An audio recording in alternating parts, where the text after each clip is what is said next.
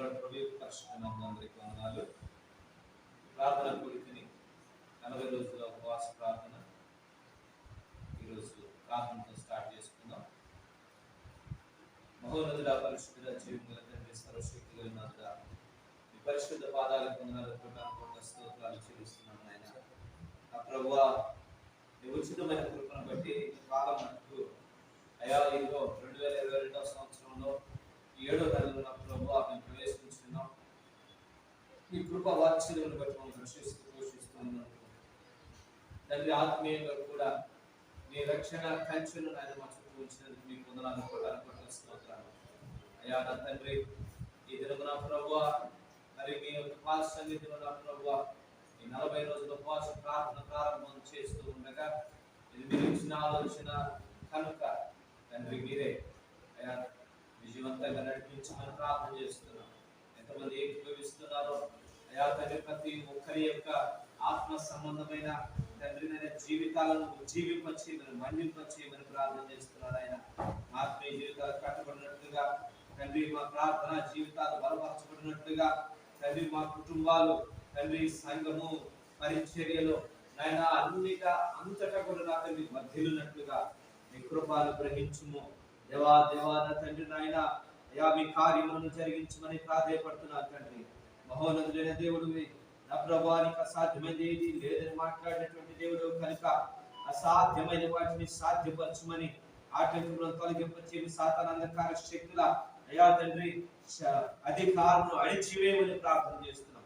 అది యొక్క తండ్రి నాయన ప్రభావం అంతటిని లయపరచమని ప్రార్థన చేస్తున్నాం తండ్రి. అయిన దేవా అయా మీ పాదముల దగ్గర వెతకటము మాకు నేర్పించండి, అడగటము మాకు నేర్పించండి, తట్టడం మాకు నేర్పించండి అయా. మీ యొక్క ఉచితమైన మార్గంలో నడుచుకోవడానికి ఆత్మ సంబంధమైన అయా దృష్టిని మాకు దయచేయమని, ఆత్మ సంబంధమైన విధానాలను మాకు నేర్పించమని అయా. ఈ దినాలు కూడా నా ప్రభువా ఎంతమంది ఏకీభవిస్తున్నారో, మరి డైరెక్ట్గా వచ్చేవాళ్ళు కావచ్చు అయ్యా, మరి నా తండ్రి లైవ్లో ఏకీభవించే వాళ్ళు కావచ్చు, ప్రతి ఒక్కరిని మీరు దర్శించి నాయన మీరు మాత్రమే మహిమ ఘనత ప్రభావములు పొందుకొనుమని యేసు క్రీస్తు ప్రభువారి సర్వోన్నతమైన నామంలో ప్రార్థించి అడిగి వేడుకొనుచున్నాము తండ్రి, ఆమె. మన పాటల పుస్తకాల్లో నుంచి 119వ పాట పాడుకుందాం. సర్వోన్నతుడా నీవే నాకు ఆశ్రయ దుర్గం.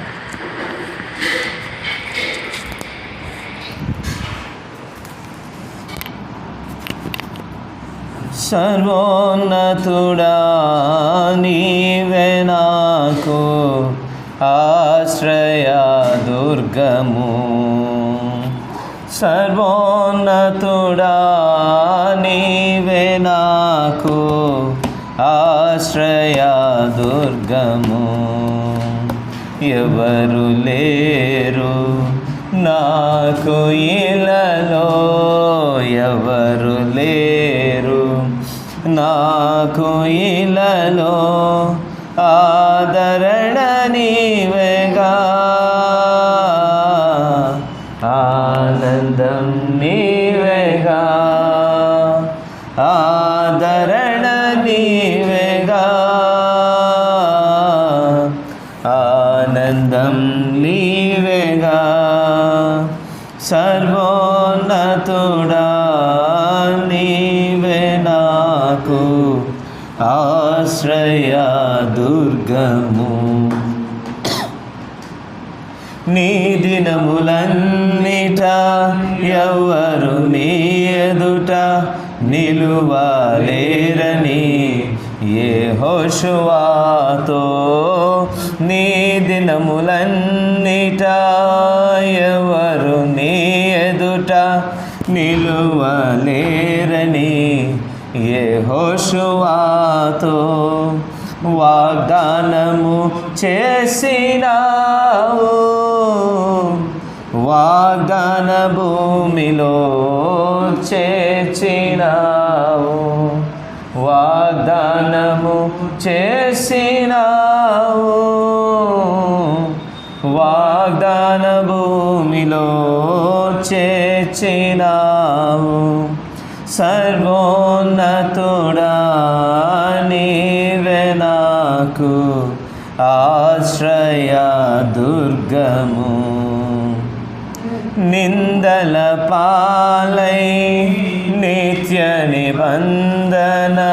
నీతో చేసిన దానియేలుకు నిందల పాలై నిత్య నిబంధన నీతో చేసిన దానియేలుకు సింహాసనమిచ్చినావు, సింహాలను మూసినావు, సింహాసనమిచ్చినావు, సింహాల నోళ్లను మోసినావు. సర్వోన్నతుడా నీవే నాకు ఆశ్రయ దుర్గము, నీతి కిరీటం దర్శనముగా దర్శించిన పరిశుద్ధ పౌలుకు నీతి కిరీటం దర్శనముగా దర్శించిన పరిశుద్ధ పౌలుకు విశ్వాసము కాచినావు, జయ జీవితము ఇచ్చినావు, విశ్వాసము కాచినావు, జయ జీవితము ఇచ్చినావు. సర్వోన్నతుడా నీవే నాకు ఆశ్రయ దుర్గము, సర్వోన్నతుడా నీవే నాకు ఆశ్రయ దుర్గము. ఎవరు లేరు నాకు ఇలలో, ఎవరు లేరు నాకు ఇలలో, ఆదరణ నీవేగా, ఆనందం నీవేగా, ఆదరణ నీవేగా, ఆనందం నీవేగా. హల్లెలూయా. Song number 355. యెహోవా నా బలమా, యథార్థమైనది నీ మార్గం, పరిపూర్ణమైనది నీ మార్గం. యెహోవా నా బలమా, యథార్థమైనది నీ మార్గం, పరిపూర్ణమైనది నీ మార్గం. యెహోవా నా శత్రువులు నన్ను చుట్టినను, నరకపు పాశములరికట్టినను, నా శత్రువులు నన్ను చుట్టినను, నరకపు పాశములరికట్టినను, వరద వలె భక్తిహీనులు పోర్లిన, వరద వలె భక్తిహీనులు పోర్లిన, విడువక నన్ను ఎడబాయని దేవా, విడువక నన్ను ఎడబాయని దేవా. యెహోవా నా బలమా, యథార్థమైనది నీ మార్గం, పరిపూర్ణమైనది నీ మార్గం. యెహోవా పుటురులలో మరువక మొరలిడ ఉన్నత దుర్గమై రక్షణ శృంగమై మరణ పుటురులలో మరువక మొరలిడ ఉన్నత దుర్గమై రక్షణ శృంగమై తన ఆలయములో నా మొర వినెను తన ఆలయములో నా మొర వినెను అధరణు ధరణి భయకంపముచే అధరణు ధరణి భయకంపముచే యెహోవా నా బలమా యథార్థమైనది నీ మార్గం పరిపూర్ణమైనది నీ మార్గం యెహోవా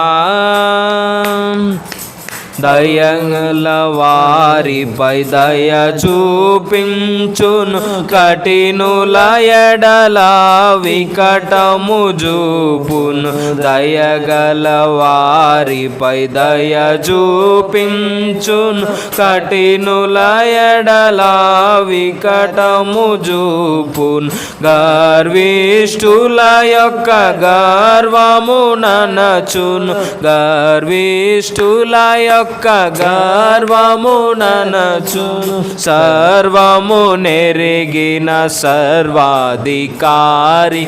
సర్వము నెరిగిన సర్వాధికారి యెహోవా నా బలమా యథార్థమైనది నీ మార్గం పరిపూర్ణమైనది నీ మార్గం నాదోవా నా దీపమును వెలిగించువాడు నా చీకటిని వెలుగుగజేయున్ నా దీపమును వెలిగించువాడు నా చీకటిని వెలుగుగజేయున్ జలరాశుల నుండి బలమైన చేతితో జలరాశుల నుండి బలమైన చేతితో వెలుపల చేర్చిన బలమైన దేవుడు వెలుపల చేర్చిన బలమైన దేవుడు యెహోవా నా బలమా యథార్థమైనది నీ మార్గం పరిపూర్ణమైనది నీ మార్గం యెహోవా నా కాళ్ళను లెడి కాళ్ళుగా చేసి ఎత్తైన స్థలములో శక్తితో నిలిపి నా కాళ్ళను లెడి కాళ్ళుగా చేసి ఎత్తైన స్థలములో శక్తితో నిలిపి రక్షణ కేడము నాకందించి రక్షణ కేడము నాకందించి అక్షయముగా తన పక్షము చేర్చిన అక్షయముగా తన పక్షము చేర్చిన యెహోవా నా బలమా యథార్థమైనది నీ మార్గం పరిపూర్ణమైనది నీ మార్గం యెహోవా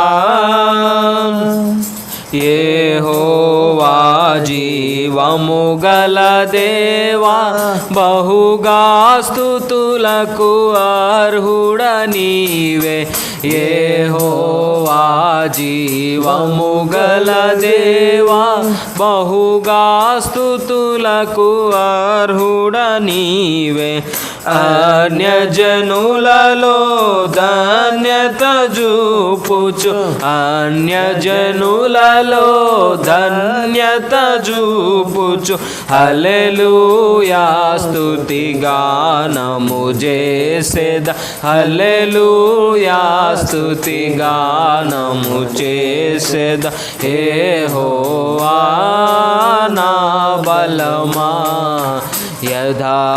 యథార్థమైనది నీ మార్గం పరిపూర్ణమైనది నీ మార్గం యెహోవా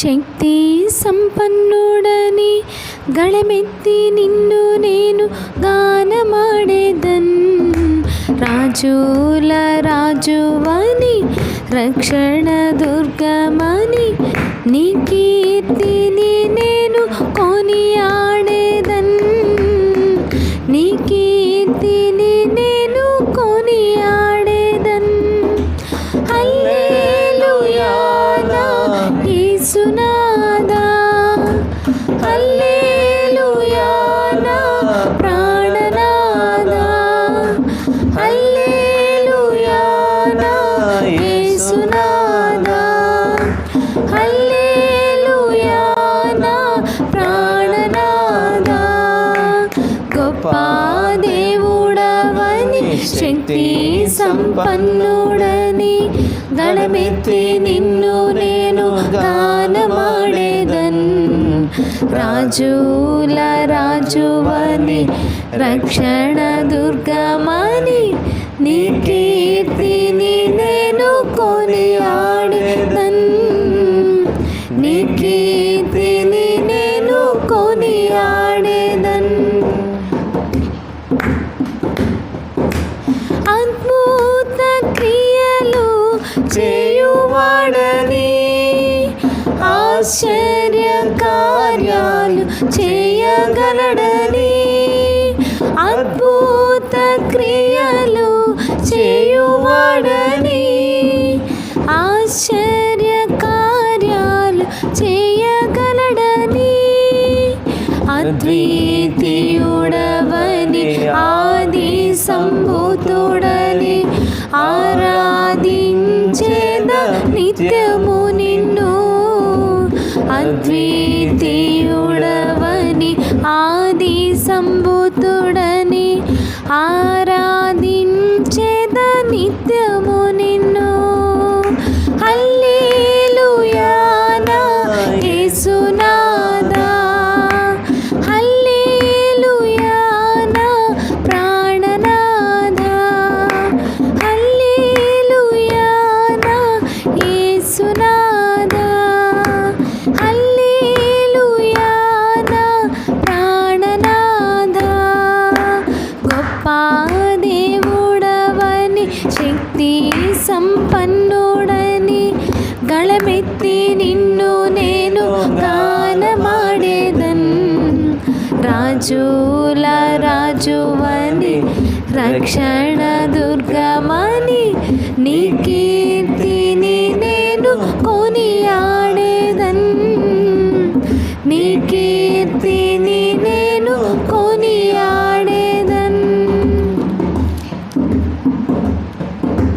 సాగరాన్ని రెండుగా చేసినాడని సాతాను శక్తులను ముంచినాడని సాగరాన్ని రెండుగా చేసినాడని సాతాను శక్తులను ముంచినాడని సర్వోన్నతుడవని సర్వ సంపన్నుడని సాక్ష్య గీతము నే పాడేదన్ సర్వోన్నతుడవని సర్వ సంపన్నుడని సాక్ష్య గీతము నే పాడేదన్ హల్లెలూయా నా యేసునాదా హల్లెలూయా నా ప్రాణనాదా హల్లెలూయా నా యేసునాదా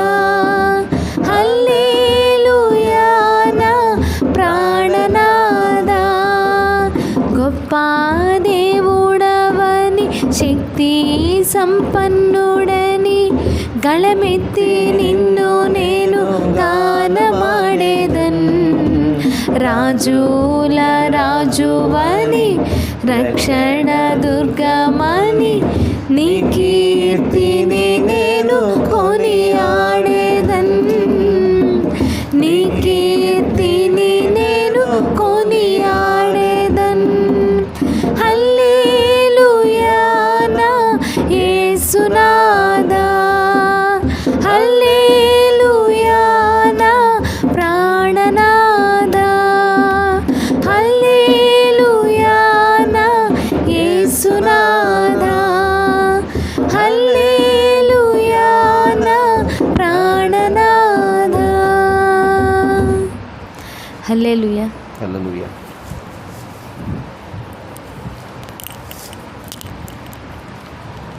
పరిశుద్ధుడా తండ్రి, మీ పరిశుద్ధ పాదాలకు వందనాలు స్తోత్రాలు చెల్లిస్తున్నాం మరొకసారి.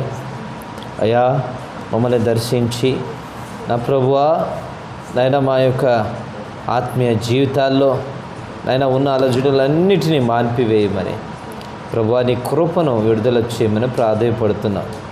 నీ దగ్గరికి వచ్చిన వారు వట్టి చేతులతో ఎప్పుడు కూడా వెనక్కి వెళ్ళలేదు నాయన. తండ్రి, మిమ్మల్ని అడిగి పొందుకొని వారు లేరు నా ప్రభువా.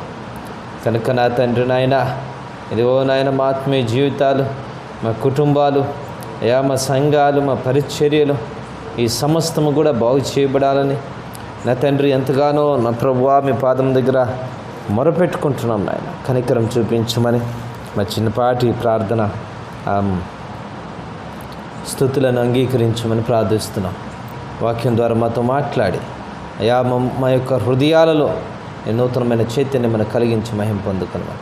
యేసుక్రీస్తు వారి పరిశుద్ధ నామములో ప్రార్థించి అడిగి వేడుకొనుచున్నాము తండ్రి. ఆమేన్.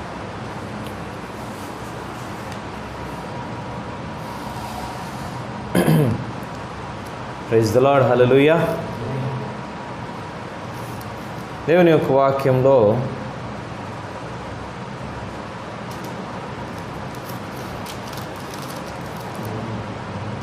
యోవేలు గ్రంథము మనం చూస్తూ ఉన్నాం. యోవేలు గ్రంథం 2వ అధ్యాయము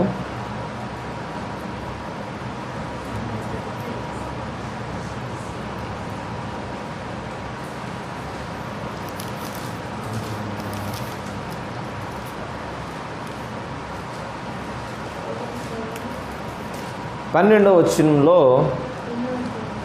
2వ అధ్యాయం యోవేలు గ్రంథం 2వ అధ్యాయం 12వ వచనం ఒకసారి చదువుదాం. ఇప్పుడైనను మీరు ఉపవాసం ఉండి కన్నీరు విడుచుచు దుఃఖించుచు మనఃపూర్వకంగా తిరిగి నా యొద్దకు రండి, ఇదే యెహోవా వాక్కు అన్న మాటని మనం చదువుతూ ఉన్నాం. మనం చూస్తున్నాం ఉపవాసము, 40 దినాల ఉపవాసం. ప్రతి సంవత్సరం కూడా ఈ మాసంలో ఈ 40 రోజులు ప్రభు యొక్క ప్రేరేపణను బట్టి మరి గత 2010వ సంవత్సరం నుంచి కూడా మరి ఈ మాసంలో 40 దినాల ఉపవాసం ఉండటం, దాన్ని బట్టి ప్రభు ఎన్నో కార్యాలను, 1 కాదు 2 కాదు, ఎన్నో కార్యాలను చేసుకుంటూ వచ్చారు. ఇది ఎలాగా అంటే ఉపవాసం అన్నది ఒక ప్రత్యేకమైనటువంటి దాన్ని ఏమంటారంటే భక్తి కార్యక్రమం, ఒక ప్రత్యేకమైనటువంటి అంటే మనకి ప్రార్థన అన్న దాని గురించి మనం చూస్తాం. ఎనోషు పుట్టినప్పుడు యెహోవా నామమున ప్రార్థించుట ఆరంభమైందని మనం చూస్తాం. అంటే అంతకుముందు వాళ్ళు ప్రార్థన చేయలేదనేగా. అంటే అంతకుముందు మరి వాళ్ళు ఏం చేసేవాళ్ళు? వాళ్ళు బలులు అర్పించేవాళ్ళు. ఓకే, మనస్సులో అనుకునేవాళ్ళు. ఓకే, లేదంటే దేవునితో మాట్లాడటం ఆదాము గారికి అనుభవమే కాబట్టి అలాగా అంతకుముందు కనపడే దేవుడితో మాట్లాడేవాడు. తర్వాత మరి దేవుని యొక్క దర్శనం మూసివేయబడింది కదా, క్లోజ్ అయిపోయింది. ఏదైనా తోట నుంచి వారు బయటకు వచ్చిన తర్వాత మరి ఆదాము గారికి మరి దేవుడు కనపడినట్లుగా ఎక్కడ కూడా రాయబడాల. అంటే దేవుని దర్శనం పోయింది అంటే ఇక అయితే దేవుడు ఉన్నాడనే విషయం తెలుసు. సో కనపడకుండా ఉన్న దేవునితో మాట్లాడేవాడు. మరి ప్రార్థన అంటే ఏంటి? సో మాట్లాడటం మీద ప్రార్థన దేవునితో. కానీ ఎనోషు పుట్టినప్పుడు యెహోవా నామమున అంటే ఒక ఉత్తరం రాసాం. ఆ ఉత్తరం మీద ఒక అడ్రస్ రాయాలి. అప్పుడే ఆ ఉత్తరం అక్కడికి వెళ్తుంది అన్న ఆలోచన స్ఫురణకు వచ్చింది కదా. యెహోవా నామమున ఎందుకు చేయాలంట? మనం చాలా ఆలోచనలు చేస్తూ ఉంటాం. మీరు గమనించండి, మనకి అనేక సార్లు మన మనస్సుతో దేవునితో మనం మాట్లాడుతూ ఉంటాం. అవునా? మనస్సులో ఇదా ఏదో విషయాల గురించి బాధ కలిగినప్పుడు, సంతోషం కలిగినప్పుడు, అవసరాలు వచ్చినప్పుడు మనస్సులో దాన్ని చాలామంది నేను మనస్సులో అనుకుంటున్నాను కొద్దిమంది అంటారు. కొద్దిమంది నేను ప్రార్థన చేస్తున్నాను, దాని గురించి నేను అప్పుడు ప్రార్థన చేసుకున్నాను అంటారు. నువ్వు మనస్సులో అనుకోవటం ప్రార్థన కాదు, అది ప్రార్థన కాదు. నువ్వు అనుకున్నావు, మనస్సులో అనుకున్నావు. అయితే నువ్వు మనస్సులో అనుకున్నటువంటి ఆ తలంపు అది దేవునితోనే. ప్రభువా, అయ్యా ఏంటయ్యా ఈ బాధలేంటి, ఈ కష్టాలేంటి, ఈ యొక్క పరిస్థితులేంటి, ఇది ఎప్పుడయ్యా నువ్వు నన్ను దర్శించేది, ఎప్పుడు నన్ను మారుస్తావు? లేదా బయటికి వెళ్తున్నావు, ప్రభువా ఇదిగో నేను వెళ్తూ ఉన్నాను, దారిలో ఎటువంటి మరి ఆపద కలగకుండా, అపాయం కలగకుండా మనస్సులో ఏదో నాకు అది కావాలి ప్రభువా, నేను సైకిల్ ఉంటే బాగుంటుంది కదా అని అనుకోవటం, ఆ తలంపుని దేవుడు చూస్తున్నాడు, వింటున్నాడు అని తలంచటం, ఇదంతా కూడా జనరల్గా జరుగుతూ ఉంటుంది. అయితే వీటన్నిటికీ ముగింపు ఇది కాదు. అంటే నువ్వు చేస్తున్న తలంపు కనుక మనం మనస్సులో అనుకుంటున్న తలంపులు చాలాసార్లు కూడా మనం ఏమనుకుంటామంటే దేవుడు చూస్తున్నాడు కదా నా హృదయంలోకి, నా తలంపుల్ని వింటున్నాడు కదా. సో ఆ తలంపుల్ని వింటున్నాడు, నా మనస్సులో ఉన్నటువంటి మూలుగు వేదన ఆయన అర్థం చేసుకుంటాడు. సో దాన్ని బట్టి ఆయన జవాబిస్తాడు అని చాలామంది అనుకుంటాం. అయితే ఇది ఎంతవరకు అంట? ఇది 50-50 ఛాన్సే. ఎందుకంటే ఆ తలంపులకి ఒక అడ్రస్ లేదు, ఒక అడ్రస్ లేదు. మీరు చూడండి 4వ అధ్యాయం ఆదికాండంలో 26వ వచనం, మరియు షేతులకు కూడా కుమారుడు పుట్టారు, అతనికి ఎనోషు అని పేరు పెట్టారు. అప్పుడు యెహోవా నామమున ప్రార్థన చేయక ఆరంభమైందట. యెహోవా నామము ఎప్పుడు ప్రత్యక్షపరచబడింది? యాక్చువల్గా మనం చూసినట్టయితే ప్రతి చోట కూడా మోషే గారు అడుగుతారు, అయ్యా నీ పేరేంటయ్యా? నిర్గమకాండం 3వ అధ్యాయం ప్రభువు ప్రత్యక్షం. అప్పుడు దేవుడు అంటాడు, అబ్రహాము దేవుడని, ఇస్సాకు దేవుడని, యాకోబు దేవుడని, ఉన్నవాడను అనువాడను అంటాడు. యెహోవా అంటే ఏంటంట? ఉన్నవాడు, అనువాడు. సో ఇప్పుడు వారు ఏమని ప్రార్థన చేశారు? యెహోవా నామమున, హూ ఈస్ దేర్, ఉన్నవాడు ఎవరై ఉన్నాడో, దేవుడు ఎవరై ఉన్నారో, ఎలోహీం ఎవరై ఉన్నారో అని చెప్తున్నవాడు కూడా ఆయనే, ఆయన నామం పేరట. There is no another person. ఇప్పుడు అంటే దీనికి కరెక్ట్గా అర్థం చెప్పాలంటే, ఇక్కడ ఒక పర్సన్ కూర్చొని ఉన్నారనుకోండి, నేను ఆ పర్సన్ని ఇప్పుడు పిలుస్తాను, బాబు చిన్న రా అంటే ఆ పేరుని పలికింది ఎవరు? ఆ పేరుని పిలిచింది ఎవరు? Second person. కానీ దేవుడు అంటాడు, ఆ పేరు చెప్తుంది కూడా నేనే అని. There is no second one, there is no another one. యెహోవా దేవుడు తప్పనిచ్చి మరొక దేవుడు లేదు. ఈ సృష్టిలో మరొక శక్తి లేదు, మరొక సృష్టికర్త లేడు. ఇది ఎప్పుడైతే వారికి స్ఫురణకు వచ్చిందో, ఒక ఉత్తరం మీద అడ్రస్ రాసినట్లుగా యెహోవా మనం అనుకుంటున్నది కూడా ప్రొక్లైమ్ చేయటం, ప్రార్థించటం మొదలైంది. సరే, అగైన్ తలంపులకి ప్రార్థనకి తేడా అయింది. ఎందుకని వాళ్ళు నోటితో పలకటం మొదలుపెట్టారు. మీరు అన్ని మతాల్లో చూడండి, అన్ని మతాల్లో చాంటింగ్ అని ఉంటుంది. చాంటింగ్ అంటే నోటితో చెప్తా ఉంటారు. కొన్ని మతాలు జపాలు చెప్తా ఉంటారు, కొన్ని మతాలు ఏయో ప్రార్థనలు వదిలేస్తూ ఉంటారు. బట్ ఎందుకు? Why should we speak out?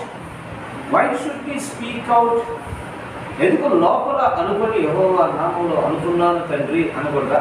అని అనుకోకూడదా? మనసుకు కూడా ఒక లాంగ్వేజ్ ఉంది కదా, మనసు కూడా అనుకుంటుంది కదా అని అనుకోకూడదా? Why should we speak out? బయటికి ఎందుకు చెప్పాలి? ఎందుకు అంటే ఇది కూడా దేవుడు చూసినటువంటి మనిషికి అర్థమైన విషయం. దేవుడు ఏమన్నాడు? వెలుగు కలుగును గాక అనుకొనెను కాదు అనేను పలికెను. వెలుగు కలుగును గాక అని ఆయన అనుకుంటే సరిపోదా? చెప్పాలా? Let there is a light అన్నాడు. అక్కడ ఒక లైట్, వెలుగు కలుగును గాక ఎందుకన్నాడు? అక్కడ వినేవాడు ఎవడైనా ఉన్నాడా? ఎవరు లేరు. ఆకాశం భూమి ఆకాశములు కలుగును గాక వినేవాళ్ళు ఉన్నారా? మనం జనరల్గా ఇప్పుడు మాట్లాడతాం, వినేవాళ్ళు ఉంటేనే మాట్లాడేది. వినేవాళ్ళు లేకపోతే మాట్లాడుతూ ఉంటే ఏమనుకుంటారు? పిచ్చోడే మాట్లాడుతున్నారు. వినేవాళ్ళు లేకుండా మాట్లాడుతూ ఉన్నవాడు పిచ్చోడు. కానీ దేవుడు అక్కడ వినేవాళ్ళు ఎవరు లేరు, ఆయన తప్పని ఇంకొకరు లేరు.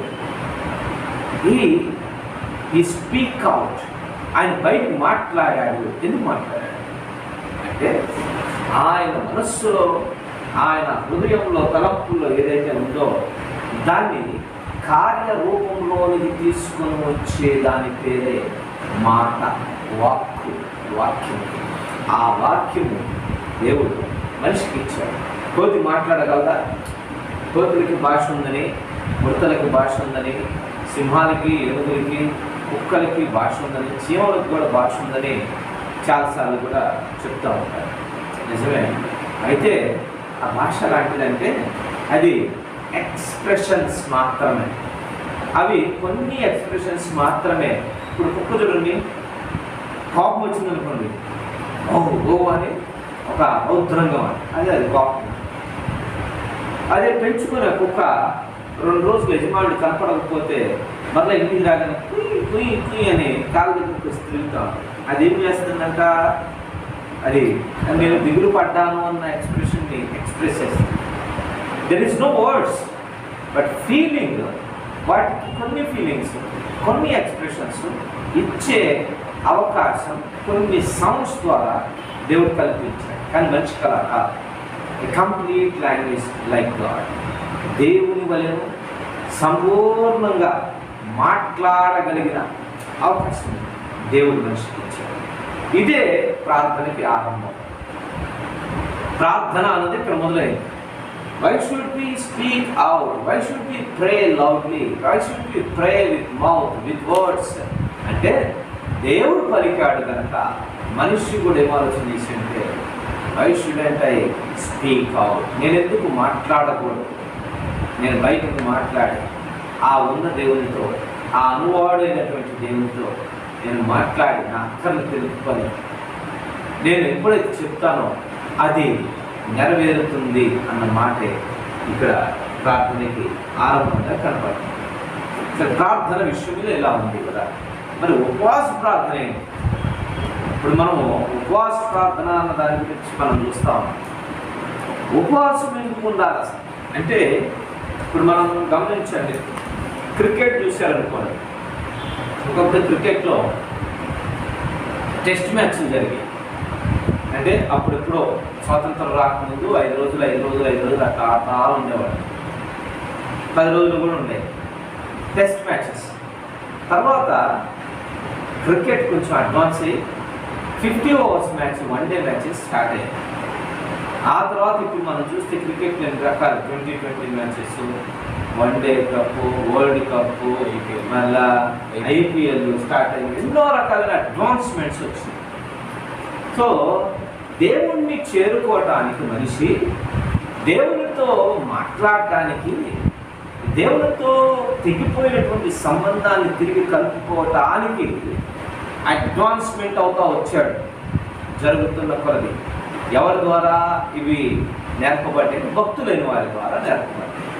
ఎవరైతే దేవుని సన్నిధిలో గడుపుతూ ఉన్నారో వారి ద్వారా ఇలాంటి ఆలోచన. చూడండి, ఎన్నోషు పుట్టగానే యెహోవా నామం పేరిట ప్రార్థన చేయటం ఆరంభమైంది. ఎనోషు తండ్రి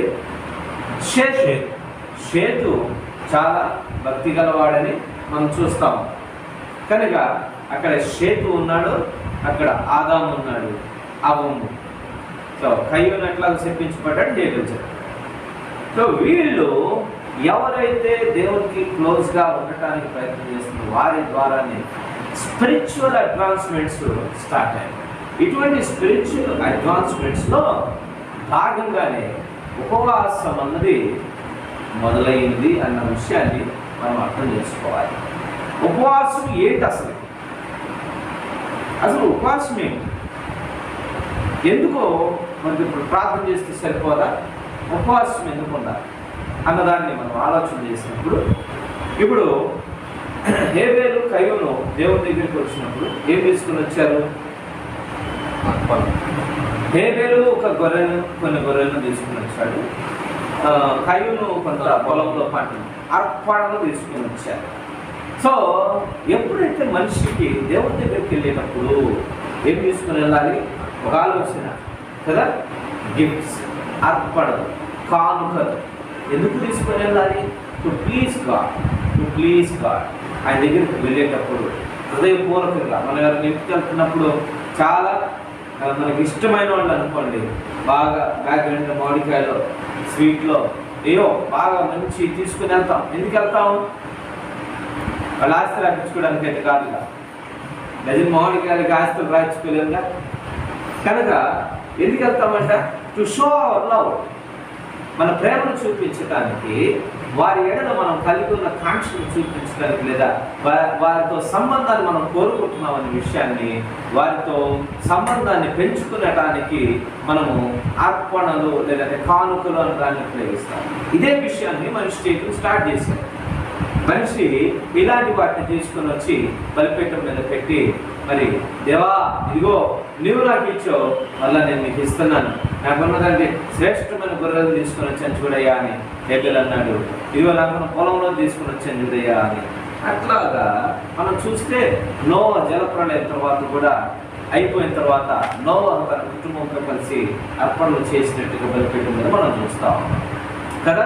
ఆ తర్వాత ఎక్కడికి వెళ్తే అక్కడ అబ్రహాం గారు ఏం కట్టా వచ్చాడండి? బలిపీఠాలు కట్టా వచ్చాడు. ఎక్కడికంటే అక్కడ ఫస్ట్ స్టెప్ వేయటం, బలిపీఠం కట్టడం, దాని మీద బలు అర్పించడం, ఇవన్నీ కూడా ఆదికాండంలో మనం చూస్తా వచ్చాం. అయితే మరి ఈ అర్పణ అడ్వాన్స్డ్ లెవెల్కి వెళ్ళినప్పుడు ఏమైందంట? ఇప్పుడు గొర్రె యొక్క జీవాన్ని తీసుకుని వచ్చి నేను పెడతాను, దేవునికి సమర్పిస్తాను. లేదంటే ఒక మేకపోతులు తీసుకొని వస్తున్నా, లేదంటే ఫలాలను తీసుకొని వస్తున్నా, లేదంటే డబ్బు తీసుకొని వస్తున్నా, ఎన్ని తీసుకొని వస్తున్నా, అయితే ఎన్ని కూడా బయట నుంచి తీసుకొని వస్తున్నా, నాలోంచి దేవునికి ఇవ్వగలిగింది ఏదైనా ఉందా? నేనేదైతే ఉన్నానో నాలోంచి ఇచ్చేదే కదా శ్రేష్టమైంది, అంతే కదా. ఇప్పుడు మామూలుగా అన్ని విషయాలు వివాహం ఘనమైంది అంటారు కదా. ఎందుకండి ఘనమైంది? అన్ని రిలేషన్స్లో బయట వరకే ఉంటుంది బంధం, రిలేషన్. కానీ ఎప్పుడైతే వివాహం అనే విషయంలో ఏమొస్తుందంటే తనలో నుండి ఉన్నటువంటి దాన్ని అవతల వ్యక్తికి అందించడం జరిగింది. తనలో నుండి వాట్ దే హ్యాడ్, వాళ్ళు ఏమి కలిగి ఉన్నారో దాన్ని వారు ఒకరికొకరు పంచుకోవడం జరిగింది. ఈ వ్యక్తి అవతల వ్యక్తికి తాను కలిగి ఉన్న దాన్ని ఇవ్వటము, అవతల వ్యక్తి తాను కలిగి ఉన్న దాన్ని ఒకరికి ఇవ్వటం. ఇలా అంటే మనిషి ఇవ్వగలిగిన ద బెస్ట్ కానుక, ద బెస్ట్ అర్పణ ఏంటంటే తనలో నుండి ఇచ్చేది. తానే అనుకోండి, ఇప్పుడు తానే బెస్ట్ అర్పణ అయితే ఇప్పుడు ఏం చేయాలా? చచ్చిపోవాలి, అంతేగా. మరి నరబలులు లేదంటే హ్యూమన్ సాక్రిఫైజెస్, మరి సొంతంగా మనోళ్ళు ఇది అంటారు కదా, మొట్టలో చూసుకుంటారు సజీవ సమాధిలో దేవుడితో నేను ఐక్యమైపోతున్నా, వేరే కాన్సెప్ట్లే. కానీ అయితే ఇప్పుడు మాకు నన్ను నేను అర్పించుకోవాలి. అర్పించుకోవడానికి నేను లైఫ్ ఎండ్ అయిపోవాలా? కాదు. సో ఇందులో నాకు నా లోపల నన్ను నడిపిస్తున్న ఒక శక్తి ఉంది. దాని పేరు లైఫ్, జీవం. జీవం ఈజ్ నథింగ్ బట్ ఎనర్జీ. జీవం లేదా life is nothing but energy.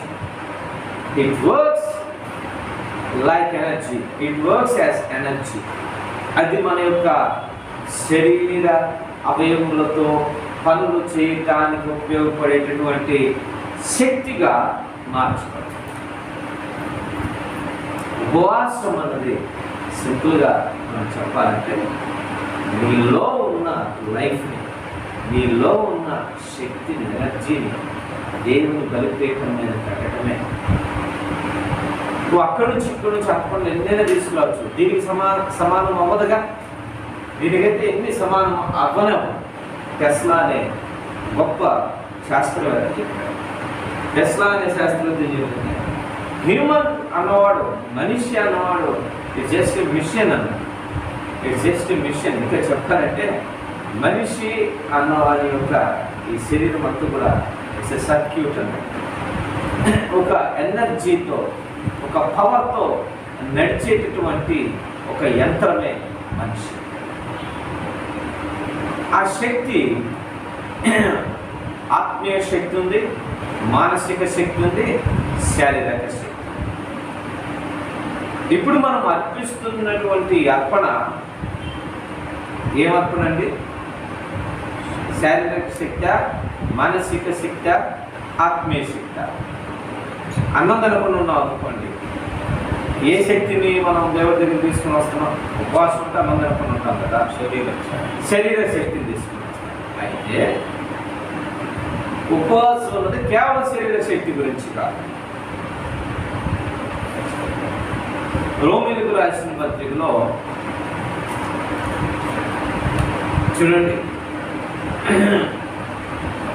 కాబట్టి సహోదరులారా, 12వ అధ్యాయం 1వ వచనం, కాబట్టి సహోదరులారా, పరిశుద్ధమును దేవునికి అనుకూలమైన సజీవ యాగముగా మీ శరీరమును ఆయనకు సమర్పించుకుని దేవుని వాక్యం నుండి మేము బ్రతిమాలుకుంచిన ఎట్టి సేవ మీకు యుక్తమైనది. సో ఇక్కడ ఏమంటున్నాడంటే, మీ శరీరములను పరిశుద్ధంగాను సజీవ యాగంగాను దేవునికి సమర్పించుకోండి అని పరిశుద్ధత అన్న పాయింట్ వచ్చినప్పుడు అది ఆత్మ సంబంధమైన దాంతో ఉంటాయి. అంటే ఇప్పుడు ఉపవాసం ఉన్నటువంటి పొద్దున్న సాయంత్రం వరకు ఏం తినకుండా మాత్రమే కాదు, కానీ నీ మనసును, నీ హృదయాన్ని పరిశుద్ధంగా ఉంచుకోవాలి. ఉపవాసం భాగం ఫస్ట్ పార్ట్.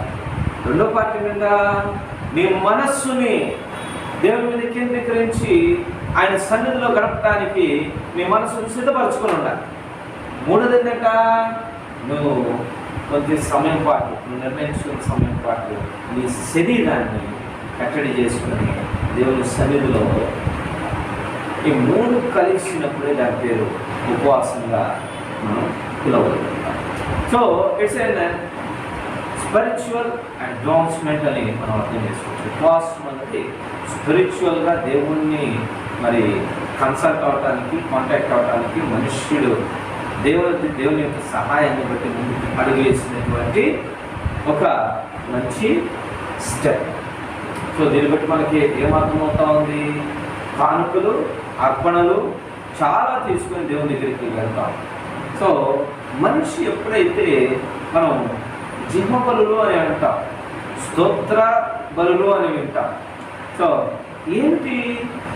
సో మన నుంచి ఏమేమి ఇవ్వగలమో వాటన్నిటిని కూడా మనిషి దేవుని సహాయం, ఆత్మ సహాయంతో నేర్చుకుంటూ వచ్చాడు. స్తోత్ర బలులు, మరి జిహ్వ బలులు మనం నోటితో చేసే స్తుతులను బట్టి కదా స్తోత్రాలు చెల్లిస్తూ ఉంటాం అన్నమాట. దాన్ని బట్టి అదొక అర్పణ, అదొక బలి. ఇలాగ రకరకాలైనటువంటి మరి విధానాల్లో ఉపవాసం అన్నది వీటన్నిటికంటే ఒక స్టెప్ పైన ఉన్నటువంటి అర్పణగా మనకు కనపడుతుంది. ఎందుకు అంటే ఒక స్టెప్ పైన ఉన్నటువంటి అర్థం మనకి ఎందుకు కనపడేదంటే ఇది నీ లోపల ఉన్నటువంటి నీ జీవాన్ని, నీ శక్తిని, అంటే నీ శరీరాన్ని బాగా తినకుండా కొన్ని రోజులు వెళ్ళిపోయారనుకోండి, ఏమైందంటే మైండ్ కూడా పనిచేయక మారిపోతుంది, మనస్సు కూడా సరైన నిర్ణయాలు తీసుకుంటే slow down, energy comes down, కిందికి పడిపోతూ ఉన్నప్పుడు స్లో డౌన్ అయిపోతుంది. ఇప్పుడు మీరు చూడండి, హాస్పిటల్స్లో చాలామంది రోగులు బెడ్ మీద ఉన్న వాళ్ళు సరిగ్గా గుర్తుపట్టలేకపోతూ ఉంటారు. సో ఏమవుతూ ఉంటుంది, ఆ రోగాన్ని బట్టి శరీరంలో ఉన్నటువంటి శక్తి, ఎనర్జీ అంత డౌన్ అయిపోతూ ఉన్నప్పుడు మైండ్ ఆలోచించేటువంటి పరిస్థితి కూడా, మానసికమైన ఆలోచనలు, ఈ పరిస్థితి కూడా పోతూ ఉంటాయి. కనుక స్పిరిచువల్ మెథడ్లో, స్పిరిచువల్ మార్గాల్లో ఉపవాసం అన్నది ఏంటంటే నీ యొక్క జీవాన్ని, నీ యొక్క ఎనర్జీని, నీ శక్తిని దేవుని బలిపెట్టింది. నీవు బతకడానికి ఉపయోగపడేటటువంటి what you have inside you. ఇప్పుడు మీరు ఈరోజు చూస్తే ఒక 60 కేజీలు 70 కేజీలు ఉన్నారు. ఒక 15 రోజులు మీరు అన్నం తినకుంటే ఏమవుతుంది? తగ్గుతారుగా 70 కేజీలు నుంచి కొంచెం తగ్గుతారుగా, 1-2 కేజీలు తగ్గుతారుగా. అంటే ఏమైంది అక్కడ? కణజాలం తగ్గిపోయింది. ఒంట్లో ఉన్న కణజాలం, ఒంట్లో ఉన్న కణాలు తగ్గిపోయింది. సో ఒంట్లో ఉన్న మాస్ కరిగిపోయింది. ఒంట్లో ఉన్నటువంటి శరీరంలో ఉన్నటువంటి ఒక 10,000 కణాలు ఉన్నాయి అనుకోండి, 10,000 కణాలు 9,000 అయిపోయినాయి. ఈ 1000 కణాలు ఎక్కడికి పోయినాయి? ఈ 1000 కణాల్లో ఉన్నటువంటి జీవం ఎక్కడికి పోయింది? అది బలి పీఠం నుంచి దేవునికి పంపిస్తున్నావు. దాని పేరు నువ్వు అంటే అసలు తినకుండా, ఏ రకంగా తినకుండా ఉంటే కాదు, ఈ 3 కలిస్తేనే ఉపవాసం. ఆత్మ సంబంధమైన కోణం, పరిశుద్ధత కాపాడుకోవటం, మానసిక సంబంధమైన కోణం, దేవుని యొక్క సన్నిధిలో అటాచ్మెంట్ కలిగి ఉండటం, శరీర సంబంధమైన కోణం, తినేటటువంటి ఆహారాన్ని త్యజించి పక్కన పెట్టి మరి శరీరంలో ఉన్నటువంటి శక్తిని దేవుని యొక్క బలిపీఠంలో కట్టడం అన్నది ఉపవాసంగా మనం చూస్తాము. ప్రార్థన అన్న దానికి అడ్వాన్స్మెంట్, మనం స్పిరిచువల్ మెథడ్స్లో అడ్వాన్స్మెంట్ ఉపవాసం అని మనం చూస్తాం. ఉపవాసము అసలు ఎందుకు మొదలైంది? ప్రార్థన ఎందుకు మొదలైంది? అసలు ఉపవాసం ఎందుకు మొదలైంది? ఒకసారి మళ్ళా యోగుల్లో గ్రంథంలో మనం చదువుకున్న మాట 2:12 జరిగితే, ఇప్పుడైనా మీరు ఉపవాసం అంటే కన్నీరు విడిచి దుఃఖించి మనపూర్వకంగా తిరిగి నా యొద్దకు రండి. టు రీచ్ గాడ్ అగైన్, మరలా దేవుని దగ్గరికి చేర. అంటే దేవునికి మనిషికి మధ్య ఉన్నటువంటి సంబంధం పాపమును బట్టి దూరమైంది. ఈ దూరమైపోతే మనిషి వెతుకులాట వల్ల ఎట్లా నేను రీచ్ అవ్వాలి దేవుణ్ణి, ఎలా నేను కలుసుకోవాలి దేవాది దేవుణ్ణి అన్నటువంటి వెతుకులాట నుంచి పుట్టిందే భక్తి. ఈ భక్తి మార్గాల్లో దేవాది దేవుణ్ణి తిరిగి కలుసుకోవటానికి, తిరిగి ఆయన దగ్గరికి చేరుకోవటానికి దేవుడే చెబుతున్నటువంటి అంశం ఏంటంటే, మీరు ఇప్పుడైనా ఉపవాసం. దేవుడే ఒక మార్గం చూపిస్తున్నాడు. ఎందుకంటే ఇక్కడ ఉన్న ఇశ్రాయేలీయులు యోగుల గ్రంథం గురించి మనం బాగా తెలుసు. వారి పంట అంతా నాశనం అయిపోయిందంట. మిడతలు, గొంగళ పురుగులు, పసుపులు, పచ్చ పురుగులు, చీడపీడ పురుగులన్నీ కూడా ఆ ఇశ్రాయేలీయులు అంటే ఆ దేశాన్ని, వారి ఆత్మీయ స్థితిని నాశనం చేసి ఏం చూస్తున్నాం. మొత్తం నాశనం అయిపోయింది. మొత్తము ఆత్మీయంగా దిగజారిపోయి నాశనం అయిపోయి ఉన్న పరిస్థితుల్లో దేవుడు ఇస్తున్నటువంటి అనౌన్స్మెంట్ అంటే, ఇప్పుడైనను you are far away from God, దేవుడి నుంచి దూరం అయిపోయావు, దేవునికి నీకు మధ్యన సంబంధం కోల్పోయి ఉన్నావు, ఆయన సన్నిధిలో నువ్వు ఉండలేకపోతా ఉన్నావు. You are far away. ఆ మధ్యలో మరి ఈ కన్నిటికి కారణం ఏ గొంగళ పురుగులో, ఏ మిడతలో, ఏ పసర పురుగులో, ఏ యొక్క పాప సంబంధమైన అతిక్రమాలో, ఏ తిరుగుబాటుతనాలో, ఏమో ఏదో కారణం బట్టి దేవునికి నీకు దూరం అయినప్పుడు దేవాదేవుడు చెప్తున్నటువంటి మాట, చూపిస్తున్న మార్గం ఏంటంటే ఉపవాసం. మీరు ప్రార్థన వలన మళ్ళా తిరిగి రీచ్ అవ్వలేదు. ప్రార్థన మాత్రమే సరిపోదు, ఉపవాస ప్రార్థన వలన. కనుక వీళ్ళరా యేసుక్రీస్తు ప్రభువారు తన యొక్క జీవితంలో 40 దినాలు ఉపవాసం ఉన్నట్లుగా మనం చూస్తాం. ఆయన బాప్తిస్మం తీసుకోగానే అరణ్యంలోకి వెళ్ళి ఆయన 40 దినముల పాటు ఉపవాసం ఉండి ఆయన బయటికి దేవుని యొక్క ఆత్మశక్తితో నింపబడి వచ్చారు అనే విషయాన్ని మనం చూస్తాం.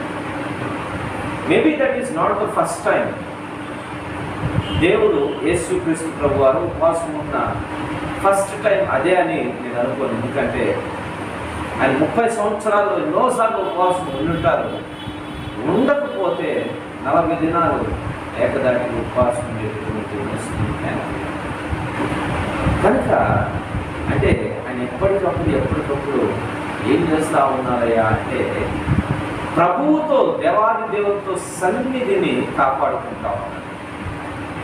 ఆయన సన్నిధిలో మనం ఉండటానికి, తిరిగి నిలబడటానికి, కట్టబడటానికి ఇది ఒక మార్గం.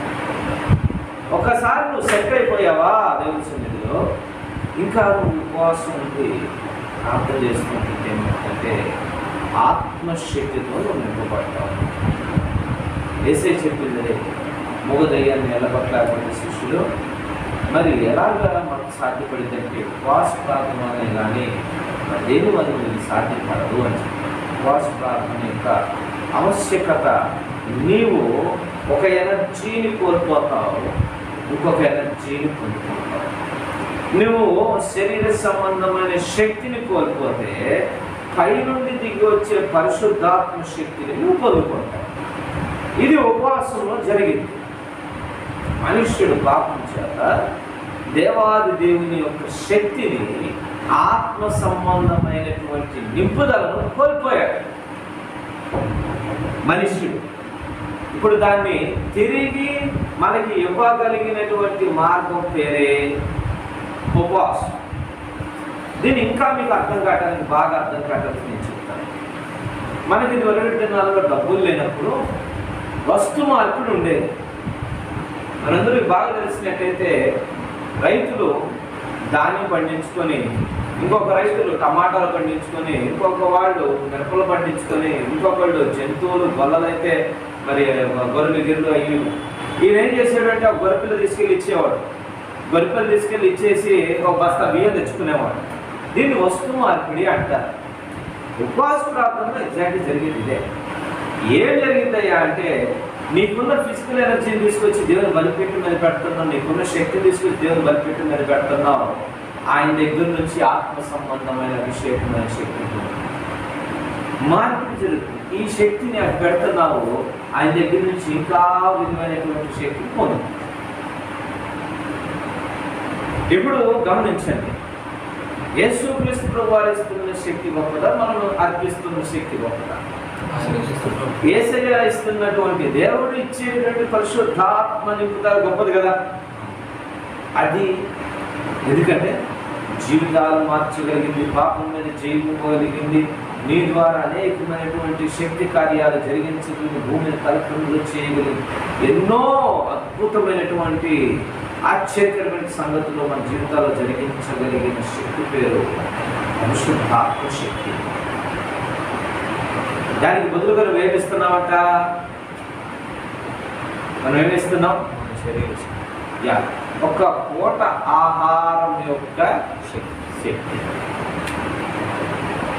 ఇప్పుడు మనుష్యుడు ఒక రోజుకు వచ్చి ఫర్ ఎగ్జాంపుల్ ఒక 2000 క్యాలరీస్ శక్తిని ఆహారం ద్వారా పొందుకుంటే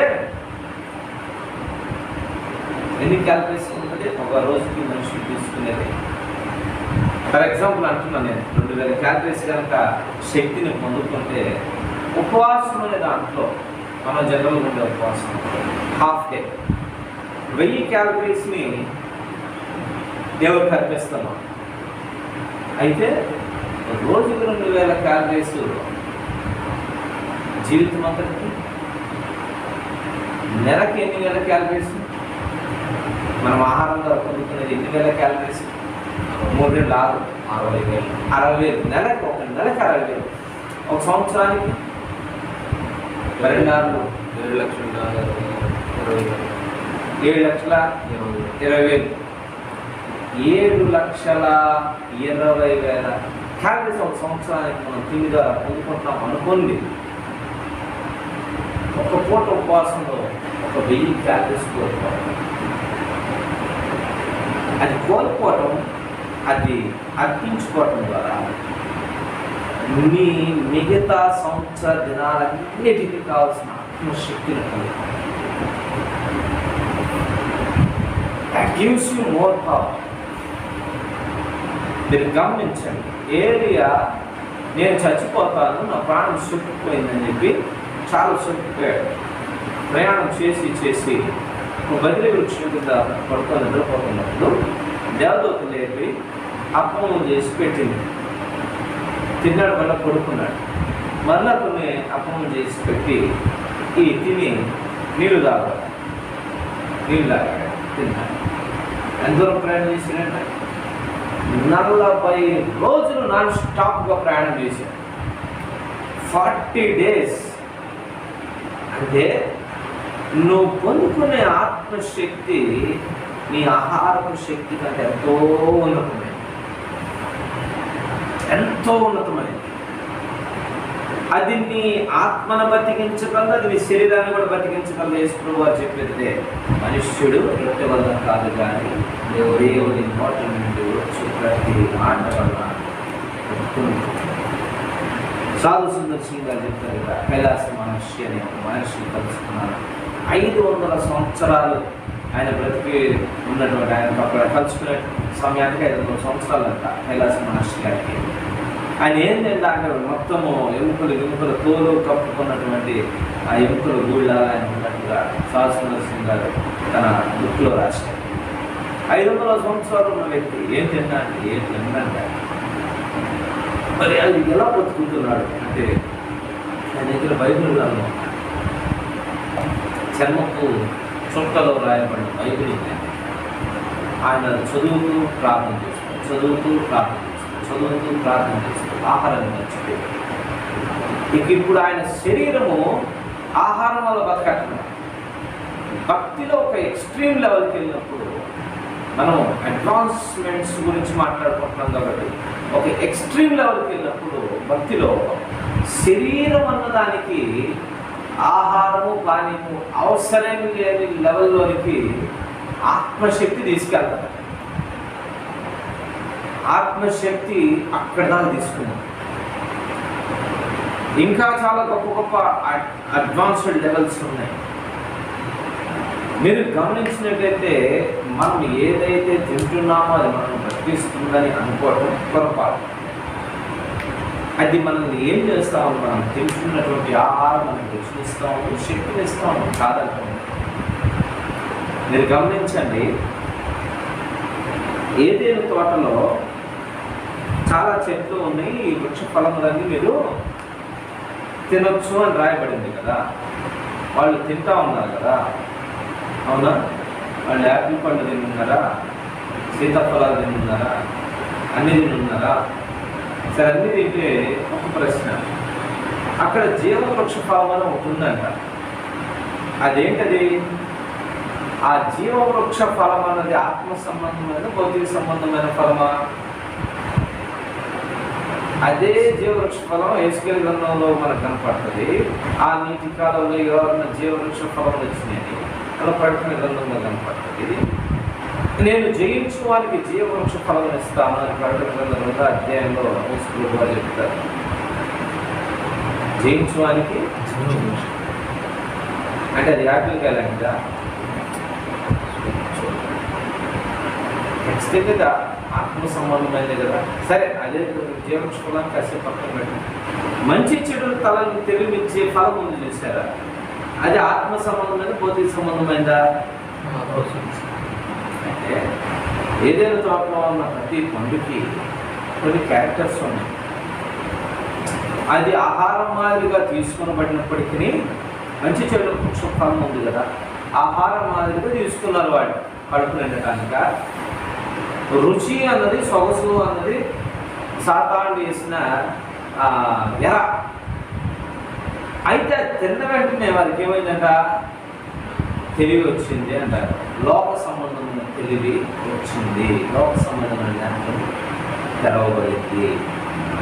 అంటే యాక్చువల్గా ఆహారం శరీరం బ్రతకటానికి మాత్రమే దేవుడు సృజించలేదు.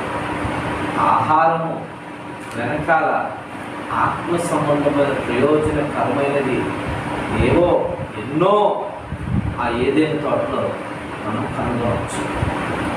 మీకు నేను చెప్పింది అర్థమైంది. ఏదైనా తోటలో ఉన్న ఆహారము బ్రతకడానిక?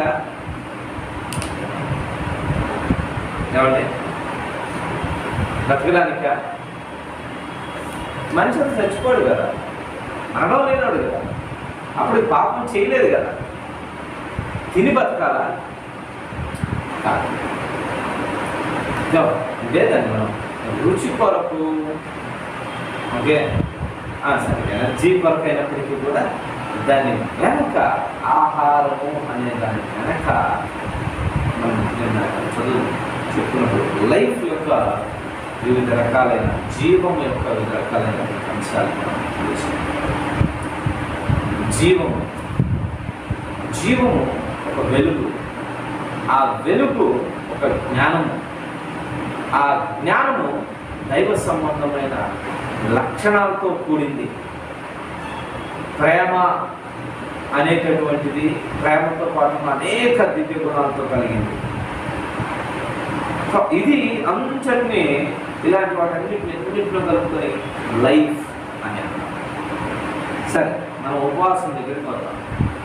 ఇదంతా ఎందుకు చెప్పుకోవాల్సి వస్తా ఉందంటే, ఎప్పుడైనానో మీరు నా దగ్గర తిరిగి, అంటే దేవునికి మనకి ఉన్నటువంటి పోగొట్టుకున్న సంబంధాన్ని తిరిగి, ఆ వచ్చినటువంటి డిస్టెన్స్ని తిరిగి కవర్ చేసుకొని ఆయనతో మమేకం అవ్వటానికి కావలసింది ఏంటి అంటే దేవుడు చెప్తున్న మాత్రం ఉపవాసం ఉందో, దేవుని సన్నిధిలో కొన్ని క్యాలరీస్ ఖర్చు పెట్టు, దేవుని బలిపీఠం మీద కొంత క్యాలరీస్ ఖర్చు పెట్టు, and you will receive mighty power. దేవుని అద్భుతమైన ఆత్మ సంబంధమైన నింపుదల శక్తిని పొందుకుంటావు. అండ్ ఆ డిస్టెన్స్ పోవాలి.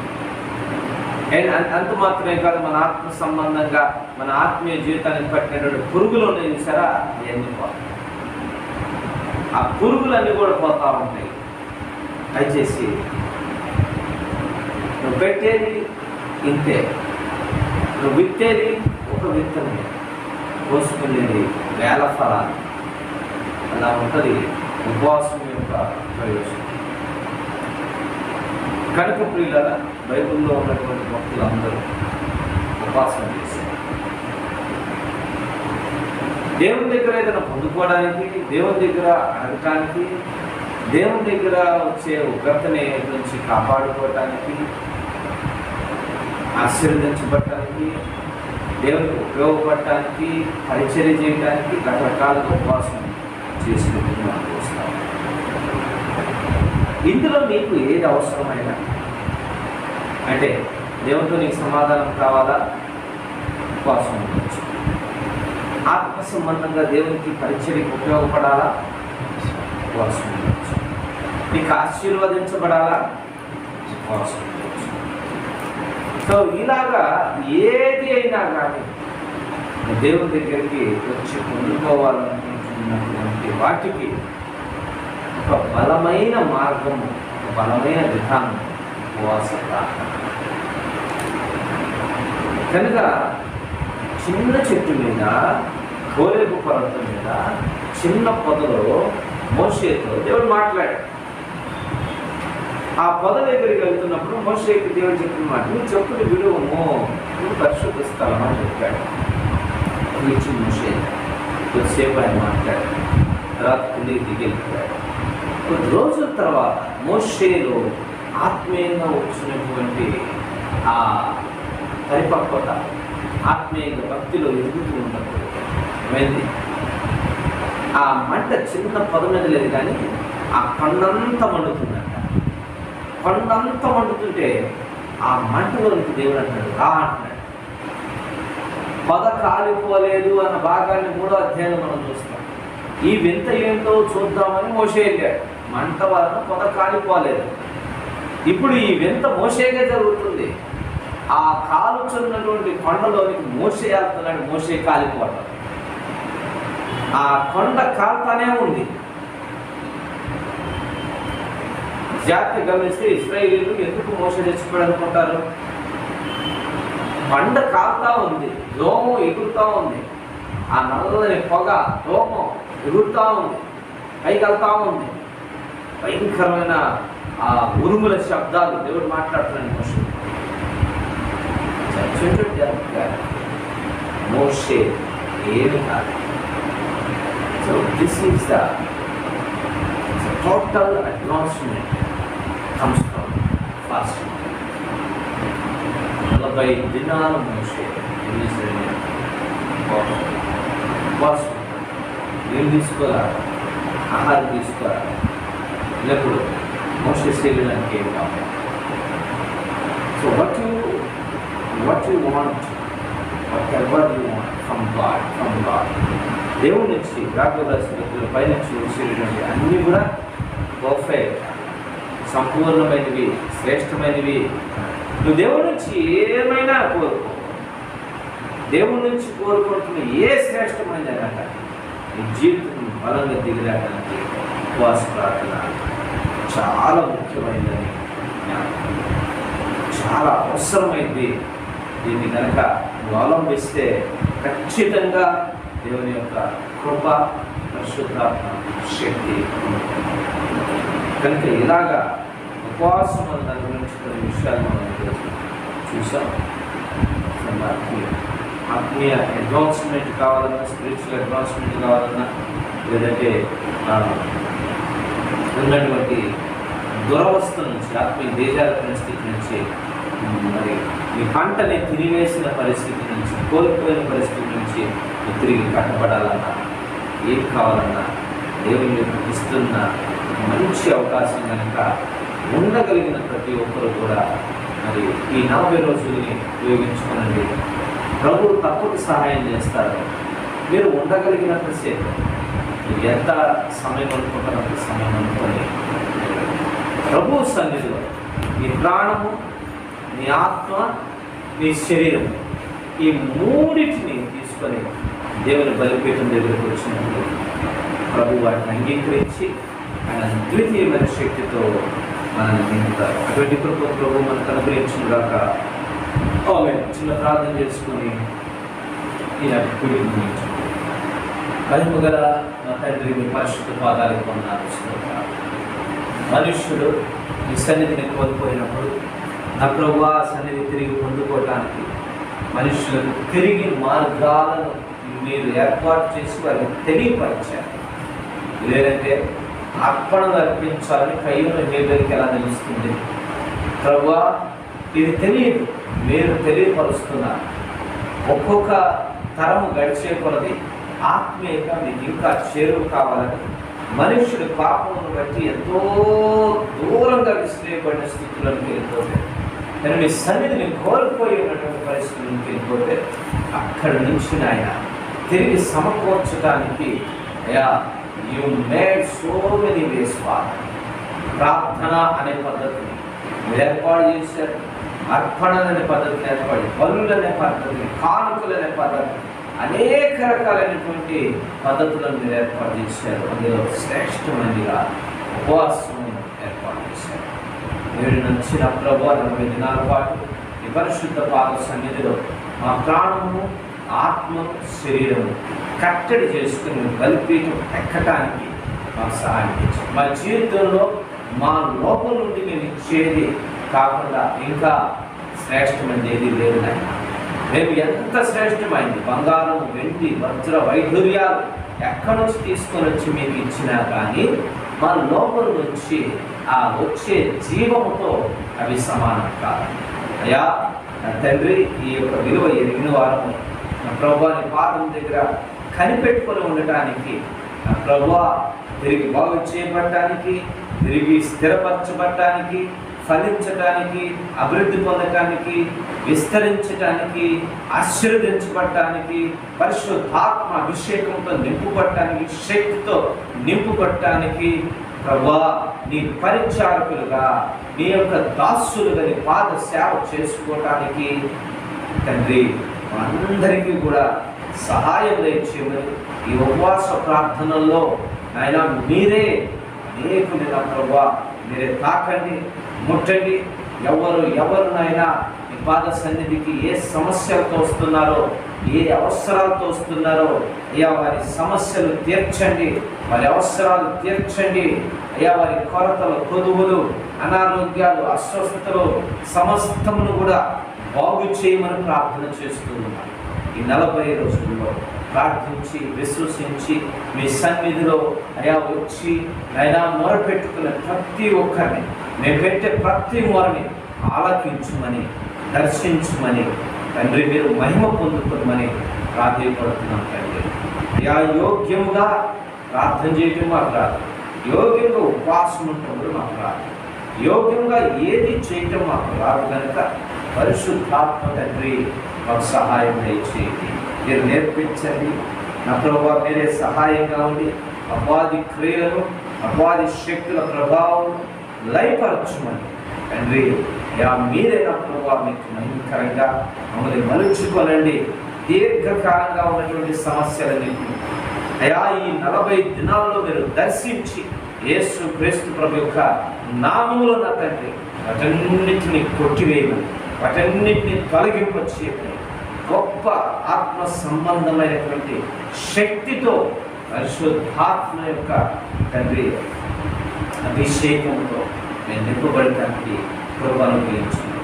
40 దినాలు తండ్రి మేము, మా కుటుంబాలు తండ్రి, మా యొక్క తండ్రి సంఘాలు, పరిచారకులు, సేవకులు అయా ఇంకనూ అయ్యా మా తోటి కుటుంబస్తులు అందరూ కూడా సన్నిధి ఎత్తబట్టడానికి ఆయన సహాయం దయచేయమని మీకే 104 కోట్ల స్తోత్రాలు చెల్లించి మీరు అక్కడి కొరకు మనందరినీ సిద్ధపరిచి యేసు క్రీస్తు ప్రభు వారి సభలో ప్రార్థించి అడిగి వేడుకుంటున్నాం ప్రభు.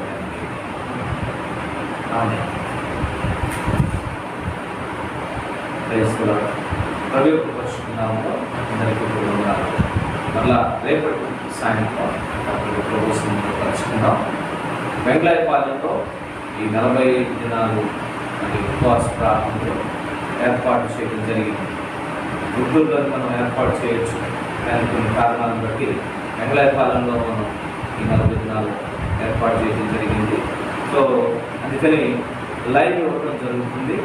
లైవ్లో పాల్గొనడానికి మీరు ప్రయత్నం చేయండి. అలాగనే రాగలిగిన వారు ఎవరైనా ప్రార్థనలో పాల్గొనాలంటే రాగలిగిన వారు తప్పక వచ్చి ప్రార్థనలో పాల్గొనాల్సిందిగా ప్రయత్నం చేస్తారు.